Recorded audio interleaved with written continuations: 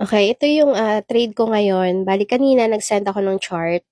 So, una niyang na-touch yung, supply zone or yung upper zone. Then nakakita ako ng rejection bar, nag-enter ako, ang stop loss ko sa taas ng, supply zone. And then kumuha lang ako ng 1:1 since ayoko na magtagal sa market. So, nag-risk ako ng 200. So, in 20 minutes, nakuha ko yung profit ko. Sa mga nagtatanong paano yung entry sa mga zones, so panoorin nyo lang yung mga videos na pinost ko sa taas. In-explain ko naman paano yung mga entry sa signal na mga binibigay ko. So, tatlo yung possible entry. Mamili kayo, magsasell kayo sa supply zone or magbabay kayo sa demand zone or iintayin yung breakout. Ang stop loss, laging sa taas or sa baba ng mga zones. Then, ang take profit, usually, ako kasi nag-scalping lang ako.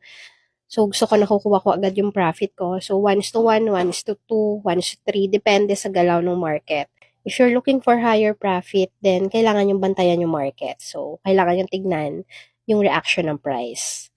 Kung hindi nyo pa alam paano maghanap ng mga zones, mag-join kayo sa Telegram ko. Nagsasend ako doon ng chart na meron ng mga zones. Usually sa BTC and Gold. So, ang kailangan nyo na lang is yung execution ng trade. Meron din akong tutorial doon kung papaano nag-execute ng trade kapag may mga ganitong klase ng zones.